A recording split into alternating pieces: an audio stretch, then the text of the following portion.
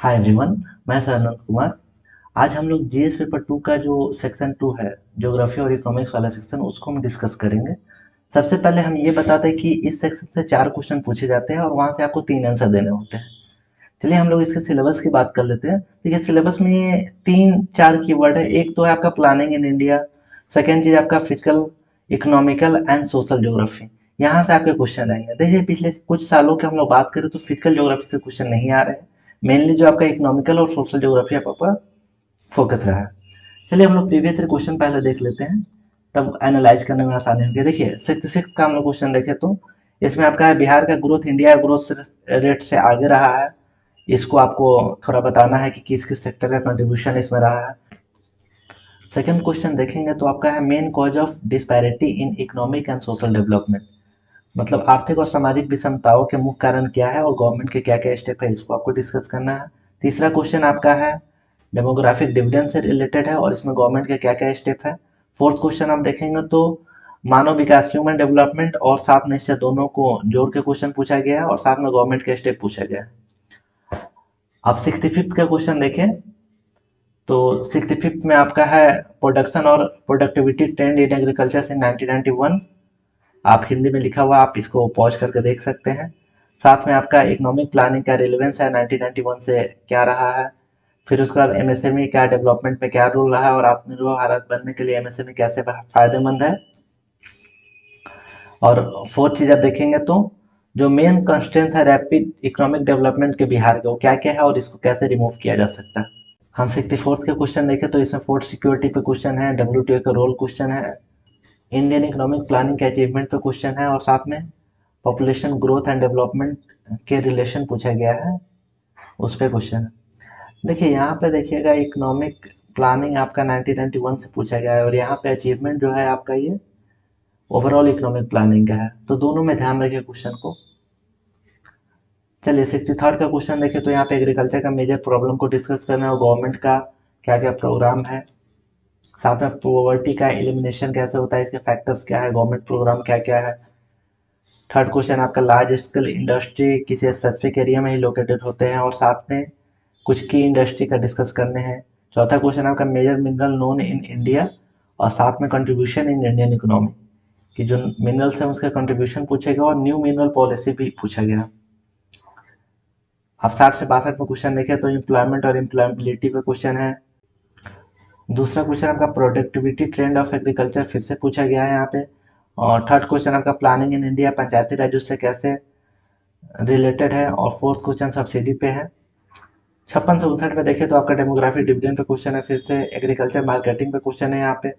Relation between environmental protection and sustainable development ये question है। साथ में आपका फोर्थ क्वेश्चन देखें तो रीजनल डेवलपमेंट और प्लानिंग में से क्वेश्चन है बिहार रिलेटेड। तो ये ओवरऑल क्वेश्चन की बात हुई।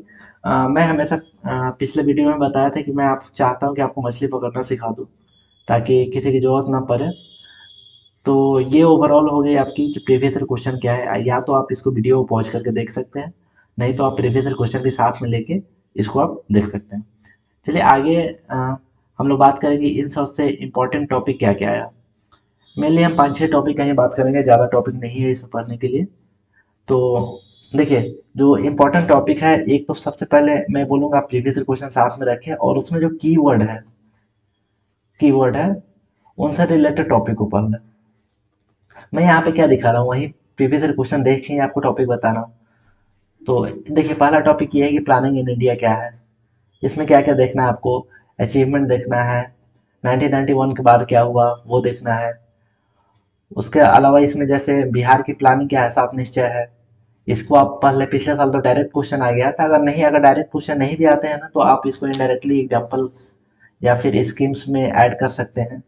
साथ में प्लानिंग अभी नीति आयोग देखती है तो नीति आयोग का क्वेश्चन आ सकते हैं, पंचायती राज से रिलेटेड क्वेश्चन हो सकते हैं। तो ये आप प्लानिंग के डिफरेंट एस्पेक्ट है उसको देख ले। दूसरा चीज आपके यह है कि बिहार से रिलेटेड जो प्रॉब्लम और सॉल्यूशन है उनको आप देखें, जो इकोनॉमिकल पॉइंट ऑफ व्यू से जो प्रॉब्लम सॉल्यूशन है उनको आप खास ध्यान रखें और गवर्नमेंट स्कीम बिहार के जरूर देख के जाए। थर्ड आपका टॉपिक एग्रीकल्चर हो गया। एग्रीकल्चर में क्या देखना है, क्या क्या प्रॉब्लम सॉल्यूशन है, मार्केटिंग क्या क्या है, 1991 के बाद प्रोडक्शन और प्रोडक्टिविटी ट्रेंड क्या रहा। ये 1991 में क्या होता है, एलपीजी रिफॉर्म हुआ था, साथ में आप एलपीजी भी देख ले। उसके अलावा आपका फूड सिक्योरिटी क्या है, ग्रीन रिवॉल्यूशन क्या है, उस हिसाब में ऑर्गेनिक फार्मिंग का भी बहुत सारे बातें चल रही हैं तो उसको देख ले। इन सब के अलावा आपका गवर्नमेंट स्कीम क्या क्या है, गवर्नमेंट स्कीम हमेशा बोलता हूँ कि बिहार और इंडिया दोनों के देखें। साथ में आपको कुछ डेटा जो है आपका, ये कुछ सपोर्टिंग डेटा हो कि हाँ गवर्नमेंट ने ये काम किया तो उसका ये फायदा दिख रहा है इस टाइप का, या फिर कुछ डेटा अलग से बनाए। मैंने प्रीवियस वीडियो में बनाया है कि आप एक पेज क्या करें, आप एक पेज लिख लें, उस पर डेटा ऊपर लिख दें और साथ में अलग अलग डेटा लिखते रहें जो आपके पेपर वन में भी काम आएगा और पेपर टू में भी काम आएगा। आप इसमें क्या कर सकते हैं, टॉपिक वाइज भी डेटा लिख सकते हैं, जैसे एग्रीकल्चर लिख ले उसके नीचे कुछ डेटा लिख ले, और इस तरह का ये बना सकते हैं कुछ अलग, अगर क्वेश्चन आ गया तो उसको हैंडल करने के लिए। उसके बाद फोर्थ टॉपिक देखें तो अनएम्प्लॉयमेंट है। इसमें देखिए मेनली क्वेश्चन अनएम्प्लॉयमेंट क्या होता है, कितने प्रकार का होता है, मेजर कैसे होते हैं। उसके अलावा आपका इसी में अनएम्प्लॉयमेंट में स्किल डेवलपमेंट से क्या फायदा होगा, अनएम्प्लॉयमेंट क्यों है, साथ में अनएम्प्लॉयमेंट का जो क्यू में आपका आंसर मिलेगा सेकेंडरी सेक्टर का डेवलपमेंट नहीं है तो आप सेकेंडरी सेक्टर को भी देख ले, एमएसएमई का अनएम्प्लॉयमेंट रिमूवल में क्या योगदान है। उसके अलावा सेकेंडरी सेक्टर जैसे आप देखें तो उसका प्रॉब्लम भी देख ले, इन्वायरमेंट से लिंक करके भी थोड़ा देख ले। तो ये यहाँ पे टॉपिक हो गया। अब अगला टॉपिक की बात करें तो पॉपुलेशन है, पॉपुलेशन में क्या रखेंगे, डेमोग्राफिक डिविडेंड है, कंट्रोल कैसे करेंगे। देखिए जो आपका फर्टिलिटी रेट है बिहार का वो 3 के आसपास है और रिप्लेसमेंट लेवल होता है 2.1। आप इंडिया का रिप्लेसमेंट लेवल देखेंगे तो ये 2.1 के अराउंड है। नेशनल फैमिली हेल्थ सर्वे जो अभी 5 आया है उसमें शायद 2 बताया गया है, आप एक बार कंफर्म कर ले। तो इंडिया का तो रिप्लेसमेंट लेवल के नीचे आ गया है। तो जनसंख्या प्रॉब्लम है लेकिन जनसंख्या वृद्धि प्रॉब्लम नहीं रह गया। तो आप ये चीज लिख सकते हैं वहां पे एग्जाम में कि रिप्लेसमेंट लेवल इतना कम आ गया, हालांकि बिहार के लिए तो दोनों ही प्रॉब्लम है। तो ये चीज आप देखें। साथ में नेक्स्ट टॉपिक है पॉवर्टी हो गया आपका। इसमें आपका ह्यूमन डेवलपमेंट क्या है, इसको पॉवर्टी को मेजर कैसे करते हैं, फैक्टर्स जो पॉवर्टी के लिए रिस्पॉन्सिबल है उसको देखना है, इसको रिमूव आप कैसे करेंगे, इनइक्वालिटी पॉवर्टी के कारण कैसे आ रहे हैं। और साथ में गवर्नमेंट स्कीम जैसे मैंने पहले ही बताया बिहार और इंडिया दोनों के गवर्नमेंट स्कीम आप देखें और उसके सपोर्टिंग डेटा को देखें। इसके अलावा मैं एक और चीज इसमें ऐड करना चाहूंगा कि आप सस्टेनेबल डेवलपमेंट गोल को भी देख लें। जो आपका 17 सस्टेनेबल डेवलपमेंट गोल्स है, आपके डायरेक्ट क्वेश्चन आने का प्रोबेबिलिटी काफी कम है, लेकिन इनडायरेक्ट आप कंक्लूजन में यूज कर। सपोज आपका पॉवर्टी का क्वेश्चन है तो वहां पे आप कंक्लूजन में SDG 1 को रेफरेंस दे सकते हैं कि हाँ हमको ये चीज खत्म करना है इसलिए हमको ये काम करना चाहिए। हंगर का क्वेश्चन में आप SDG 2 को कर सकते हैं। तो ये आपका कंक्लूजन में यूज कर सकते हैं इस पॉइंट को। तो आप इसको याद कर लें, नोट्स बना लें, थोड़ा रट लें।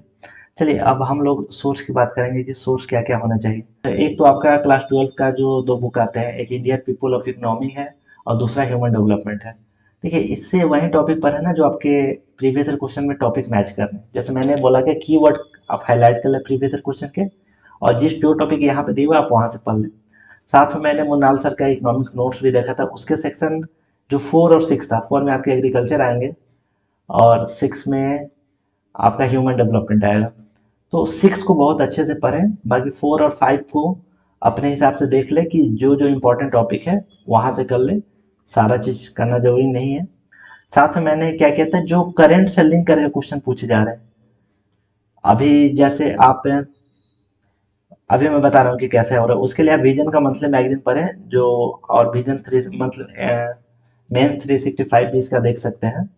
साथ में एक वीकली कंपाइलेशन भी आता है, तो आप देख लें कि आपके प्रीवियस क्वेश्चन को कोई टॉपिक मैच कर रहा है वीकली कंपाइलेशन से उसके, तो आप उसको जो 4-5 पेज का अलग से विजन निकालती है तो आप वो भी देख सकते हैं। उसके अलावा बिहार की स्कीम के लिए गूगल और यूट्यूब कर सकते हैं, और जो स्कीम मिले उसको आप अलग से डिटेल में थोड़ा पढ़ लें। और एक और चीज कर सकते हैं, डाटा के लिए आप सेंसर ऑफ इकोनॉमिक सर्वे दोनों देख सकते हैं, सेंसस भी देख सकते हैं, इकोनॉमिक सर्वे भी देख सकते हैं डाटा के लिए। तो ये ओवरऑल होगी आपके सोर्स क्या क्या होना चाहिए। चलिए हम लोग कैसे करें। चलिए ये चीज करने से पहले एक चीज और हम बताना भूल गए थे, वो चीज हम बता देते हैं।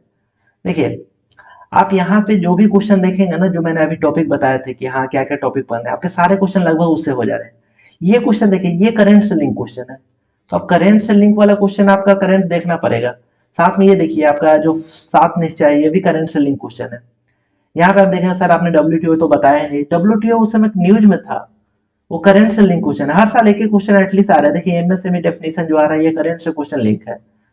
उसके अलावा साथ में देखेंगे तो आप यहाँ पे देखें तो जो ये न्यू मिनरल पॉलिसी शायद उस समय आई हुई थी, इसके बारे में जो लिखना था, ये भी करंट से लिंक क्वेश्चन है, रैंडम क्वेश्चन पूछा गया।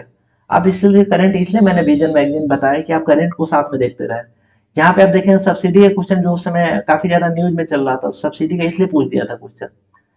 उसके अलावा यहाँ पे देखेंगे 56 से 59 में तो आपका जो एग्रीकल्चर मार्केटिंग में क्वेश्चन पूछा गया है, ये भी आपका करंट से लिंक क्वेश्चन है। जैसे एपीएमसी मॉडल एक्ट उस समय आने वाला था, शायद 2017 में आया है, आप एक बार देख लें। तो इसीलिए ये चीजें आपके करंट से लिंक कुछ कुछ क्वेश्चन है, तो आप करंट पे स्पेशल थोड़ा फोकस दें कि वो करंट से लिंक करके क्वेश्चन पूछा जा रहा है। तो इसीलिए मैंने विजन का जो मंथली मैगजीन है और 365 है, साथ में आपका वीकली कंपाइलेशन आता है, उस पर मैंने बोला कि जो आपके टॉपिक इंपॉर्टेंट टॉपिक है उसको आप देख लें। तो ये आपके ओवरऑल हो गए, और साथ में आप देखिए कैसे हमको करना है, क्या करें हम इस एग्जाम के लिए। देखिए सबसे पहले आप कोई भी टॉपिक ले रहे हैं, जैसे सपोर्टेड एग्रीकल्चर लिए, तो आप इसके जितने भी आप मैंने पॉइंट बताए कि हाँ आपके मार्केटिंग को देखना है, प्रोडक्शन एंड प्रोडक्टिविटी को देखना है, प्रॉब्लम लिखना है, सॉल्यूशन लिखना है, फूड सिक्योरिटी है, ऑर्गेनिक फार्मिंग है, ये सारे चीज के आप नोट्स बना लें।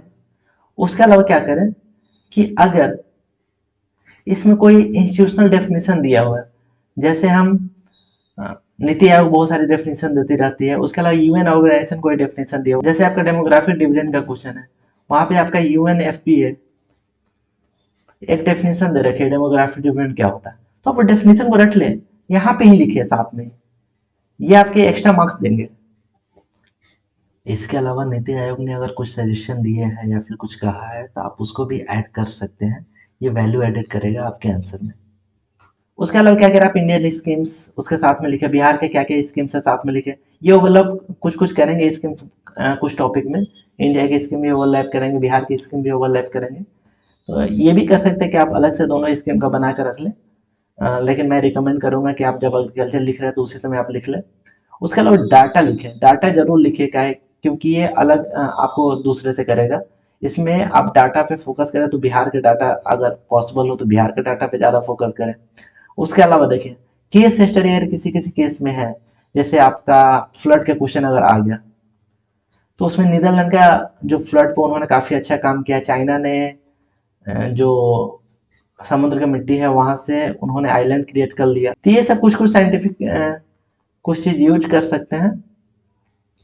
तो ये ओवरऑल हो गए आपका सेक्शन 2 के बाद। आपको कोई दिक्कत है तो आप कमेंट कर सकते हैं। धन्यवाद।